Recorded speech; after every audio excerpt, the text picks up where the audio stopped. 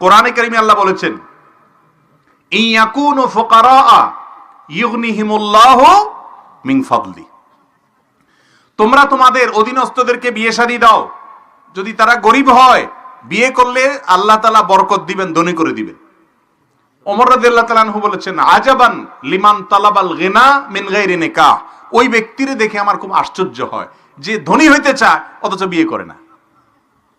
তার মানে বিয়ে করলে কি হবে? আর আমাদের দেশে এখন অভিভাবকরা সবাই ছেলে মেয়েকে বিয়ে দেয় না, কয় আগে নিজের পায়ে দাঁড়া। আরে ভাই, সে কি আরেকজনের পায়ে দাঁড়ানো আছে নাকি? বলো যে নিজের পায়ে দাঁড়া। এই নিজের পায়ে দাঁড়ানোর এটা ব্যাখ্যা দিয়ে শেষ করা কঠিন। কারোর মতে মাসে 1 লাখ টাকা কামাইলে তারপরে নিজের পায়ে দাঁড়ানো হলো, কারোর মতে সরকারি একটা চাকরি পাইলে তারপরে নিজের পায়ে দাঁড়ানো হলো। এভাবে করতে করতে বিবাহ দেরি করে।